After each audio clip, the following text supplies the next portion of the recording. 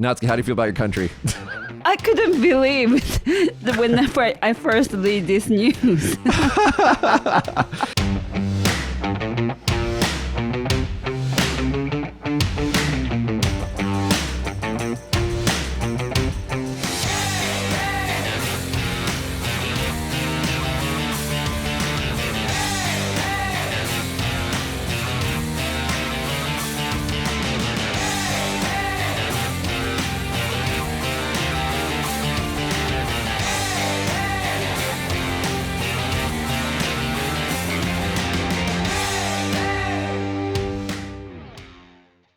Hey everybody, welcome back to Small Talk Japan. On this show, we talk about all things Japan in English. My name is Mitch, this is my co-host. Natsuki. And today, we are not wearing masks. No mask. Because we're both vaccinated. Yeah. Congratulations, Natsuki. Thank you. Did you have any reaction after the second shot?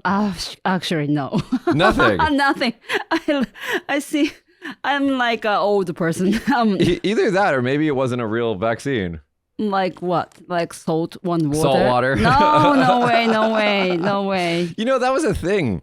I forgot the exact numbers, but like something like a couple hundred people here in Kagoshima got saline solution, salt water, on accident. Oh my God. They discovered their mistake and they corrected it. But yeah, that was actually a thing. I think we talked about this last show. Yeah, didn't we? I was going to say, we had this Yeah. exact same conversation last week. All right. So anyway, so Natsuki's vaccinated now and pregnant. Natsuki is pregnant, vaccinated, and maskless. Ooh, cool. And no Alex this week because Alex was supposed to be here this week, but Alex is not in Kagoshima right now. Where is he? Where is he? I don't remember. He went somewhere. Okay. He went somewhere to do some like consultation thing. He's got to give like a couple meetings on like luxury tourism in Japan or something like that. If you guys haven't seen it, just FYI, there's three of us that do the show. One, well, obviously four with Josh as well. But Alex, the other recurring character on the show, he has an interview video on a sister channel that we produce called People of Kagoshima. We'll put a link to it in the description of this video. But if you guys want to check that out, it goes into like the pretty deep dive background of Alex and why he came to Japan and stuff like that. And it's actually just a really cool video. So make sure you guys check that out. I will. You haven't seen it yet? Not yet. This girl, man, support the stuff that we do, Natsuki. All right, let's get into the news. So let's start off with something positive. So yesterday, Tokyo's corona cases was 82. Even less today. Was it? Wait, isn't it only like 3 o'clock today? Well, anyway, so their official number from yesterday was 82. And that's down from like the thousands and thousands that they were having every day, a couple weeks ago. Natsuki, how do you feel about that coming down? So happy. So happy. So happy. I mean, we're completely out of lockdown too. Like everything's like normally functioning. Everything's open. Yeah. I could go out for dinner now. You can't drink though because you're preggers. No, but still, non-alcohol beer is here. I like the Germany one. Is that even good? Yes. No alcohol beer. Non-alcohol beer made in Germany is great. The Japanese one is not good. Not great. It tastes like chemical things. When I have like non-drinking days, which is rarer and rarer these days, but when I have days where I don't drink, I just drink Carbonated water, carbonated water, Mm-hmm. tansan, and like ice, and it usually is okay. Yeah, but non-alcohol beer made in Germany still tastes like right beer. Really? Yeah, I give you one. Okay. Well, I don't know if I'll drink it because I do it for the alcohol, but but anyway, yeah. So we're down to 82. Kagoshima's been like 0 for like a couple of days, which is good. I mean, is it really 0? Who knows? But Yeah. people. My metric, the thing that I look for, are people in the hospital? Are people dying? Are people getting really, really sick? And the answer is no. And that's thanks in part to the really high vaccination rate finally in Japan. So good job, guys. A little late though. Happy. Yeah. Let's move on. There was an earthquake. Let's talk about this one. There was an earthquake. There was actually an earthquake here. In Kagoshima. And then there was an earthquake in Tokyo like the next day, right? The day before we had an earthquake, there was an earthquake in Aomori, I guess. Really? Yeah. So all over Japan. Just little earthquakes, Yeah. huh? Aomori, Kagoshima, and Tokyo. So the Tokyo one was like 5 point... Where is it? It was pretty big. Yeah, it But- was. Where is it? 5. It 5. was a 5.9 earthquake. 5.9. There you go. Thank you. I don't know where I put that paper. But yeah, I mean, it's like, I don't know. Here's my question. When there's an earthquake in Tokyo, like for example, when 3/11 happened and it was like a 9 point whatever earthquake, like we didn't feel anything here because we're in the south of Japan. And at the same time, like I feel like there's always a disconnect between like when a disaster strikes a different area, like when it was Kumamoto, which is right next to where we live, there was an earthquake in Kumamoto, like people in Kagoshima cared. But when it's Tokyo, everyone's just like, oh, it's Tokyo. It's like far away. Yeah, we watched the disaster on news, TV. So it's like, who cares kind of thing. Well, not who cares, but. Yeah, we care, but we can't do anything. And I mean, I can, but yeah, it's like a far away story. But the thing is because Japan is so good at their building codes, you know, everything's like brutalism and concrete. There was really almost no damage. You know, a couple of people injured, something like that. But like basically, everybody would seem to be okay. Actually, after the earthquake, the really, really big earthquake on 3/11, which is like, I think, to date the largest earthquake ever recorded or something like that. The earthquake really didn't damage anything. It was the tsunami that damaged everything. Right, that's true. And so, I mean, like buildings in this country are cool. I mean, Look, you know, when we had an earthquake in Kumamoto, because it was a rural area, and then many old houses are torn down, and so it depends on the area, I guess. Also, the one thing that was weird about Kumamoto is that they had a little earthquake, and then the aftershock was stronger than the first earthquake. Right. And so no one was prepared for that, and so they thought that the big earthquake was over, and then they kind of let their guard down a little bit, and things were kind of damaged from the first quake, right? And then when the second quake happened, that's when everything got really screwed up. Right. So people once evacuated from their house, but everybody saw that that's over, so they went back to the house. Right. And then the big earthquake happened, and many people got injured or died. Yeah, it was just really bad timing on that. Yeah. And they were talking about on the news that like having an earthquake, a larger earthquake after the first earthquake is really, really rare. So that was one thing that was just kind of interesting about that one. But how many people died in that earthquake? This time? No, in Kumamoto. Can't remember. Yeah, it wasn't that many though. I mean, I'm comparing this, like if I think that if there's a big earthquake, for example, in California, I think that a lot of people are going to die because it's just like it's almost like a joke. They're like, oh, California, the big quake is going to come. We should prepare, but they don't prepare. It's like, it's insane. You got it, Josh? He's furiously Googling, but yeah, I feel like if California gets a really, really big earthquake, they're screwed compared to Japan. What's up? It says at least 9 people lost their lives and approximately 1,000 more were injured. Okay. So, I mean, for the size of the earthquake that was this is the Kumamoto earthquake, not the Tokyo one that just recently happened we're talking about. But for the size of the Kumamoto earthquake, and it was a long earthquake too, that's not a lot of people. I mean, I'm recalling when Christchurch had an earthquake some years ago, and there was a school, an English school that had mostly Japanese students in it in New Zealand. And the amount of destruction from that earthquake and the people who lost their lives in that earthquake was just all over the place. It was like crazy. What was the point in Christchurch one? It was what was it? And the point, I mean number. Oh, I don't remember. Josh, if you can go Christchurch. 7 or 8? 9? It was a 6.3 earthquake. Oh, okay. So this recent one in Tokyo is just 5.9, right? So it's like, it's not, I mean, this is one thing that's kind of confusing, that magnitudes with earthquakes, every step up is like an exponentially higher step. So it's not a linear scale, so you got to be careful, but still a 6.3 earthquake caused that amount of damage in Christchurch. It's just because the buildings aren't really made for earthquakes. But Japanese buildings really, really are made. I mean, they're made out of a lot of concrete. So one of my brothers is living in Tokyo, and he's living on the 21st floor. And the building was actually like 30 stories. But anyway, when I was staying with them, I had a little earthquake. And then, their security system is great because like they start to count down before the earthquake come. Really? Yeah, it's like 地震があります here we come. Do you understand what I mean? And then it's like 5, 4, 3, 2, 1, and the earthquake coming. So this is really cool, guys. So our phones all have software in them that's installed, I think, by law. And they all make an alert sound when there's a natural disaster. And when the earthquake came to Kagoshima last week, before the Tokyo earthquake, our phones went off. Where it's like whoop whoop whoop, Yeah. Jishin this, That right? was so scary. So that's the scariest thing about the earthquakes in Japan is the sound that your phone makes. Yeah, and then it doesn't help anything because it was on time. Help anything. Well, because the way it works is like if there's an earthquake somewhere, guys, like electronic signals travel faster than the shock waves of the earthquake, and so this is why this is called the Twitter effect. People on Twitter will be like, "Oh my God, there's an earthquake," and people will read the tweets before they can feel the earthquake. And so they use that kind of principle with their detection stations all throughout the country. So when they notice that there's a little earthquake here, then they alert all the surrounding areas by it's a completely automated system.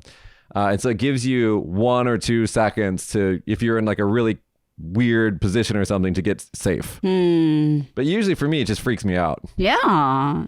So because everybody's phone is ringing same time, of course, it was scary. The worst is when you're on a train or something and everybody's phone goes off because it's like you're in a small area, lots of people, lots of phone, and everybody's phone just goes off. It's some people's phones don't do that though. Oh, really? Like I forgot, one of my friends was like, my phone didn't do anything. I was like, what's wrong with your phones? All right, let's move on. So Japan businesses to offer benefits using vaccination app. How do you feel about this, Natsuki? I think it's cool. I think it's cool, and if I got the chance, I will do it on my phone. But I saw the news that New York already has that kind of system. Yeah. And then some people really hate it. And then some people are pissed off about those kind of application. And I was wondering why they're so mad about it. So right now there's like this, there's basically America's divided into 2 ideologies right now. Okay. You got like the people who are smart and the people who are dumb. No, I'm kidding. It's almost like that though. You've got people who believe in science, people who believe that, governments can do good for people that, trust institutions and things like that. And then you have like, let's just call them people who don't. People who don't like science, people who don't trust the government. What do they believe though? I don't know, Jesus. Oh, okay. I don't know. So you got people who don't trust the government, don't trust science, love Donald Trump. These are the people who have truck nuts, guys. That's you guys. These people don't like anything like this. And I'm making fun. I'm making fun. But the reality is those people believe that anything that takes away their freedom is bad.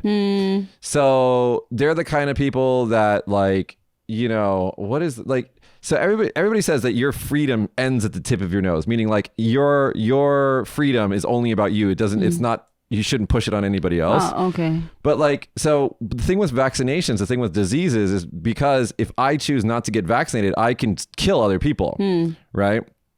So it requires everybody to cooperate and work together.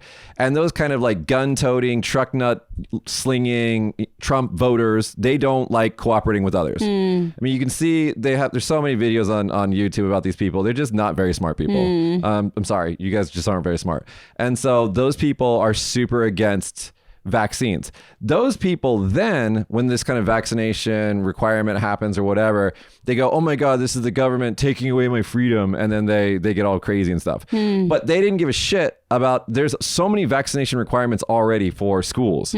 Like you need, like your measles and mumps and all those vaccines that you have to get anyway. They didn't say anything about that. It wasn't until Trump came along that all of a sudden vaccines it's like a political problem now. So they're just dumb. They're just dumb people. Okay. But anyway, It was on the first news before the Japanese company this application news. What do you think about it? I think it's cool. Yeah. Yeah, it's like a for safe for everybody. So it's cool because this is like nudging. This isn't a law. This isn't a rule. It's nudging. It's just pushing a little bit because they say if you guys get vaccinated, then there will be benefits. It's like a good thing for you, like a discount or something like that. And if you don't have it, it's not like, in some American cities and stuff like that, if you're not vaccinated, you can't come in. They won't let you into the store or whatever. But in this case, it's not that. It's just like trying to push you to get vaccinated, which is good. Good. And then also, the reason why so many people in Japan got vaccinated so quickly is because they basically made it like the companies that started doing the vaccinations. Like any company with over 1,000 employees started vaccinating themselves. Right. And then the companies required their employees to get vaccinated, and that's where we are. Does your company require you to get vaccinated? Yeah, they did. But I had to go to Fukuoka to get vaccinated, and then go to the clinic near my house was easier. Why did you have to go to Fukuoka? I don't know, because there are many people, they don't want to come to Kagoshima maybe. I don't know why, but Kyushu area, we have to go to Fukuoka to for get, your company. yeah, for our company. But you just went to the clinic by your house. Right. Oh. Yeah, I mean, like, I don't care where it is, like, just as long as it happens. Like, I want the world to get vaccinated and we can go back to normal. Like, I don't want to, the pandemic has just been so hard for everybody. But this kind of thing is really good. And I think that in the future, we're probably going to have, like, vaccine passports, you know, where you show that you're vaccinated so you can travel. And I'm fine with that. I'm totally fine with that. I'm fine with that too. I want the countries to open back up. I want business to go back to normal so we can get back on with our lives. All right, let's go on to, speaking about travel. Japan is considering when to restart the Go To Travel tourism campaign. Natsuki, can you tell us what was the first Go To Travel campaign? Oh, the government? Yep. The government offer you like 50% off coupon. So when you go to travel, they pay for you like 50%. Yeah. That's it. They also gave a lot of cash to, like, for example, if you went to a hotel or a restaurant or something like that, then the government, depending on the prefecture that you were in, would give extra cash. Like for example, if like I go stay at a hotel, I pay like, let's say $40 a night, then the hotel gets another $40 from the government. Right. And stuff like that. I mean, like they had all these little programs everywhere, and they did this during the pandemic the first time. Oh, that's so stupid. So they were like, go to travel, everybody. And then like a couple weeks later, they're like, please stop traveling. There's Corona everywhere in the country now. You knew about it before we start the campaign. How stupid was that? I was just the dumbest thing. Yeah. But me and Josh benefited from this. We had like a kind of a work event thing where we went to Amami Oshima. Oh. We went to this island that's like an hour flight away from here. We went to an island. We stayed in like tons of hotels and like a really luxurious Airbnb, and I think that we spent we had a rental car, everything. I think I maybe spent $1,000. Wow. Maybe. And we had a great time. I mean, we were working, but it was a great time. So if they do go to travel, Natsuki, where do you want to go? Okay, let's say Tokyo. Tokyo. Why Tokyo? I miss the big area, big city. I'm going there next week. Oh, really? Yeah, going For there. what? Next, Business? I don't know if I'm supposed to talk about it. Oh, okay. But me and Tokyo Lens, Mr. Norm, have a little thing that we're going to be doing. I don't know if I'm supposed to talk about it, so I'm not going to talk about it. Oh, okay, cool. But it's going to be fun. And I might, so because of that, guys, we don't know, small talk next week, we don't know what's going to happen. Maybe I'll do like a live broadcast from Tokyo or something like that, but we'll see. But anyway, Tokyo, huh? Tokyo Disneyland, let's say. I don't have good memories of that place. Why? You know why. I do know why. All right, let's go on. So I want to get to a kind of a legal story here. So if you guys don't know the story of Carlos Ghosn, That was funny. he used to be the CEO of Nissan. And it's a complicated story, but if you ask just the police, he got arrested for basically like not money laundering, but basically like fraudulent usage of company funds.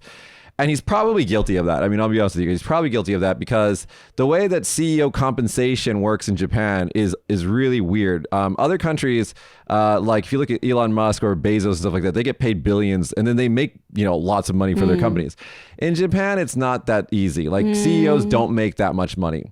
And so according to the police or the investigators or whatever, Ghosn had set up like I might be getting the details of this wrong, but I think he set up like a shell company, paid his shell company money, and that just became his money, something like that. But anyway, had this happened in any other country, Ghosn would have seen like a some $1 million fine, and he would have said sorry in front of the news, and it would have been done. But in Japan, they don't like foreign CEOs here. There's been lots and lots of trouble in the past with foreign CEOs in Japan because the police are a little bit racist, and they basically have this ability that should be illegal. They need to change the law about this. But what police can do is they can arrest you and put you in jail for I think up to 2 weeks or something like that. And they can do that. Let's say you get 15 counts of something. They can serialize the arrests. So they can arrest you for 2 weeks. And then if they don't prosecute you or do something with you, then they have to let you go. Then they just rearrest you for the second count. And then they rearrest you for the third count. They can keep doing this for an endless amount of time. It's torture. It's really, really bad. It's third world country level bullshit, and they really need to fix those laws. But anyway, so they kept doing that to Gon. So Gon kept going in and out of jail, and he's a CEO. He used to be the CEO of Nissan. And he's a multimillionaire, and so what they did, and this is also not good. I mean, I don't recommend doing this, but he got snuck out of the country in like a box. Literally, kind of sounds comical, but that's what happened. And so he escaped the country, and then. What happened is there's still like a court battle going on. Some people helped him. They got arrested and stuff like that. The story that we want to talk about today is his lawyer is in court defending something, who knows, something with their legal battle. And he asked the judge, no, he didn't ask the judge. He just tried to plug in his laptop. And the judge said, you are not allowed to use public electricity for your laptop. It's a country electronic. It's the country's electricity, not yours.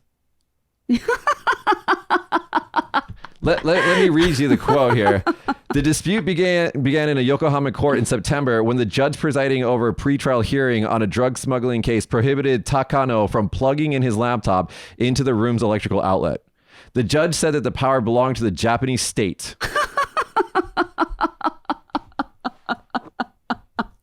Natsuki, how do you feel about your country? That's so funny, don't you think? I couldn't believe whenever I first read this news. Okay, so there is a thing in Japan called Denki Dorobo, which is like electricity thief. Which is like, but it's said almost comedically. It's like, when you're in like a izakaya or restaurant or bar or something like that, and you plug in your cell phone, you're like, chotto denki dorobo shichatta. It's like, it's kind of funny, right? But this is literally the judge saying, don't steal the people's electricity. Yeah, it was funny. And so anyway, the lawyer went on to defend himself in saying that the laptop is an essential part of the defense attorney's equipment, and therefore he had a right to use the electricity. Like, it was funny that people on the internet was talking about this judge, and that this judge never used the toilet in the courtroom. Do you understand what I mean? Because because toilet is also, country's toilet. There's an electricity. Like, there's places that we should save money, but that's really not the place. Jeez. He can never, charge his phone at the courtroom. Well, good luck, Gon lawyer. I don't know what's happened after this one. Do you know? I think he's still pleading for his case. What he really should do is he should bring in like an electric gasoline generator and just like spark up in the courtroom and just run it. Or portable batteries. Yeah, that's just ridiculous. Anyway, the lesson here, guys, is never get involved in the Japanese court system. It's a mess. It's they're constantly being criticized by the what is it? The UN, the United Nations, on having not only barbaric trials, but also a barbaric legal system involving the criminal justice system. So please never get involved with it here. Okay, let's go to the last thing, which is really good news. We have Manabe. Mr. Manabe, congratulations. Nobel Prize winner. 90 years old. 90 years old for his work on global warming, right? Right. So here's a funny thing about the Nobel Prize is that apparently they call the winners as they're being announced. So like they announce them in what country is this from? Sweden or Switzerland? Which one is it? I always forget the two. I mess them up. My Swedish friend does not like that. No one knows. Good job, guys. It's in Sweden. Sweden, okay. Stockholm, Sweden. Okay. So they call the winners as they're announced Swedish time. Right, which is usually like 4:00 in the morning or something like that. So they call them as they're being announced. So right as they call the people to announce that they've won, the media starts calling them. And so it's really interesting how they do that. But anyway, Manabe went on to give a little speech, right? And you linked me his speech on YouTube. I did. I mean, he was asked a question like, because he's no longer he was born in Japan. And then in his 30s or something like that, he went to the United States and he's lived there ever since. And he's a United States citizen. Right. And when he was asked why he became a U.S. citizen, what did he say, Natsuki? You watched it. I watched it, but I think please explain. Come on, Natsuki, you can do it. Don't be lazy.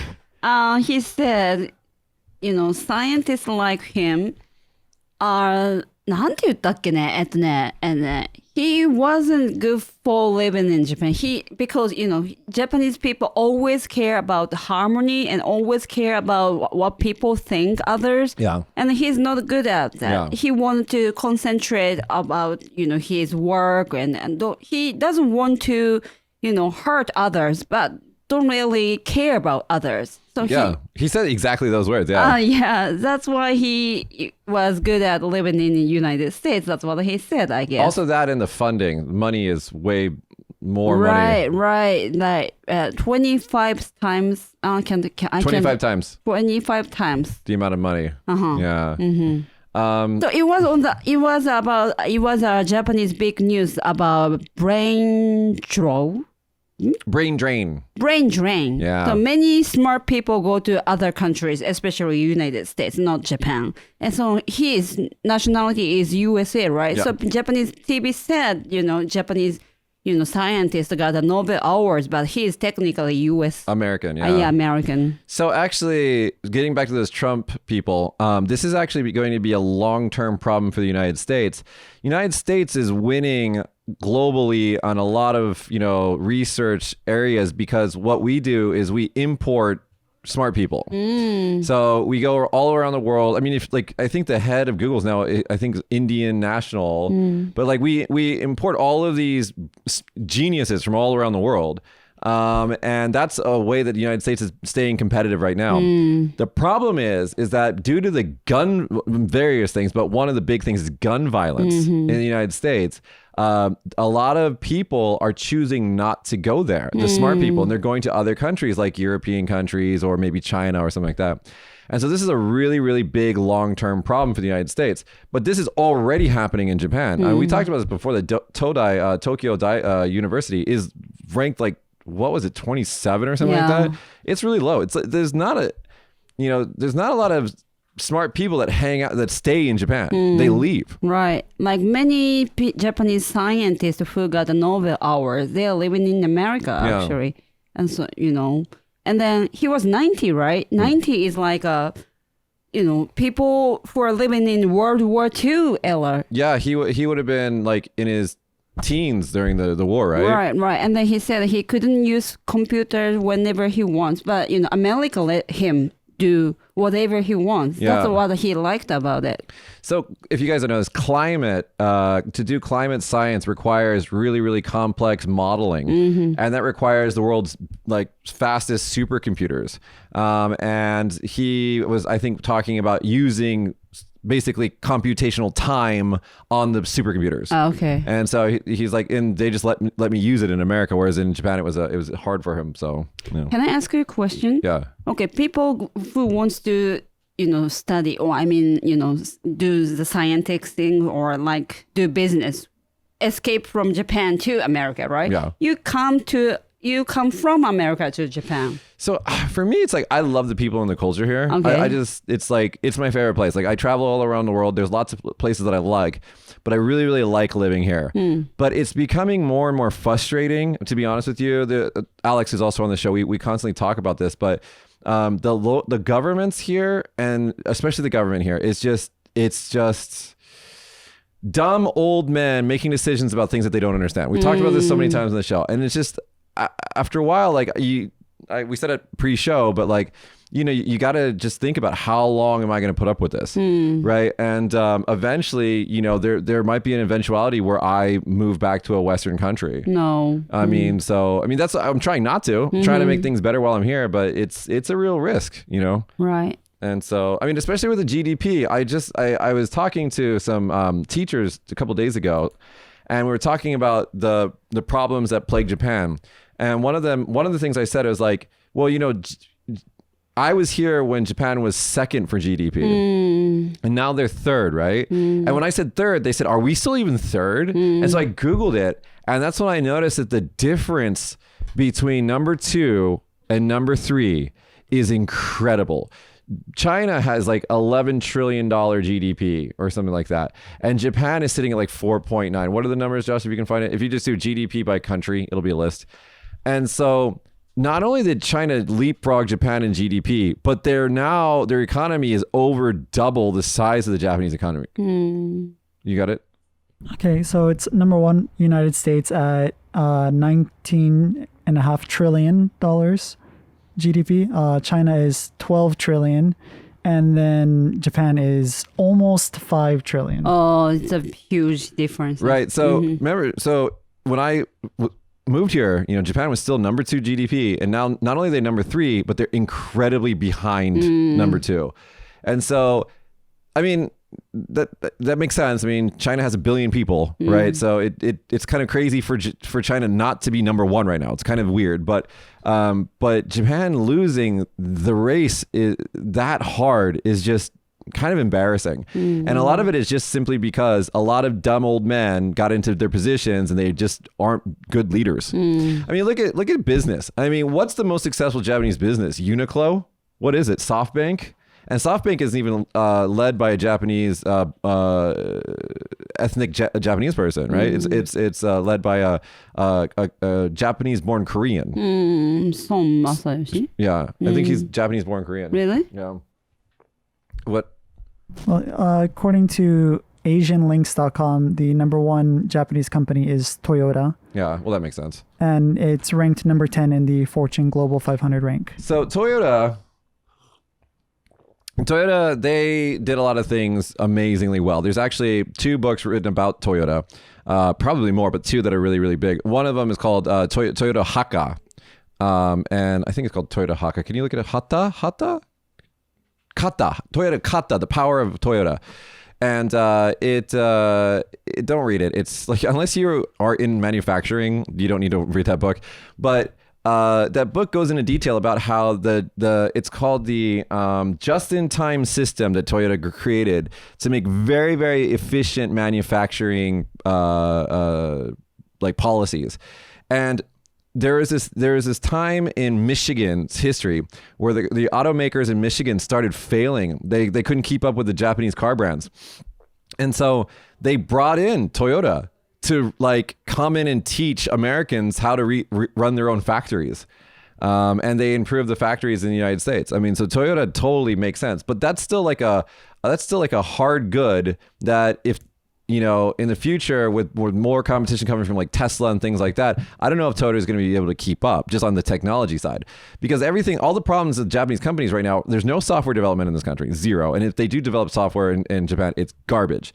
And then the other thing is there's no global like interface. Like in Japan, you get the Domino's pizza app that's designed in California and it's used in Canada, it's used in America, it's used all over the place.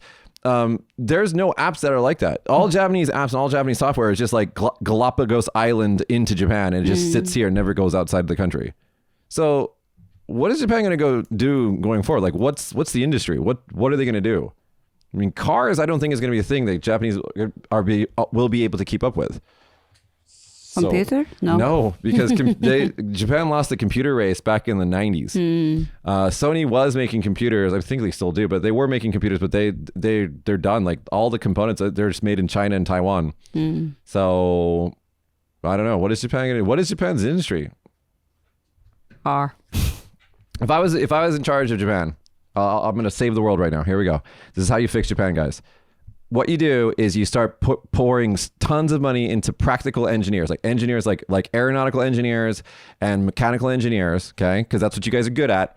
And then you push space exploration. You push it hard because we are in order to launch a rocket, you have to be near the equator, okay? You need to have 3 things. You need to have near the equator. You need to have a bunch of engineers, and you need to be in a safe part of the world where you can put together the supply chain of a rocket manufacturing, supply chain. So that's what you do. You get a bunch of engineers, you push space, and you make space your next big thing. And so if you do that, the Japanese have a chance of keeping themselves relevant over the next couple of generations. But if they don't push space, I don't see what they're going to do. Okay, one thing I was thinking about is I should let my daughters to learn English so that she can escape whenever they want to, Well, if they want to. I have a friend whose like daughter went to go live in the United States or somewhere, and then like the mom just goes and lives with them. Oh, cool. So you could go live with your daughter, right. like when she's older, and just like go and hang out. Yeah, just for make sure, some choices that she could have. Well, English does basically broaden your choices. Like you can do anything. Right. I don't know. I didn't want to be negative today, but I'm just saying, like, in the future of this country really just depends on the leadership. I think that the leadership needs to go. All of the old men just need to go. I mean, get out and go do something like a hobby or something. Stop hurting the country. Stop hurting the country. So the election's going to come up soon, right? At the end of this month. Are you going to vote? Yeah. She's not gonna post fire. They're all the same, man. You look at their platform; they're all exactly the same. I'm like, well, whatever. Right. Well, we do have a new prime minister, so let's see what happens with that. Who knows? So next show, guys, I don't know. I'm either going to do it live from Tokyo or I'm going to forget to do it. And Please do. It'll be 2 weeks from now. That sounds like cool. I want to watch it. It has to do with the people that I'm hanging out with. I don't know if we're allowed to talk about the things that we're going to do until launch day, but we'll see. All right, guys. Once again, if you haven't checked it out, there's a link in the description of this video to Alex's People of Kagoshima video. Please check it out. Also, please subscribe to that channel. We're producing it with government money, very small, tiniest little bit of government money that they were so gracious to spare us from all their other projects they're wasting money on. And so one of our KPI is subs. So if you guys could please sub to that channel, it would make me super happy. Thank you so much. And we'll see you guys next time. Bye.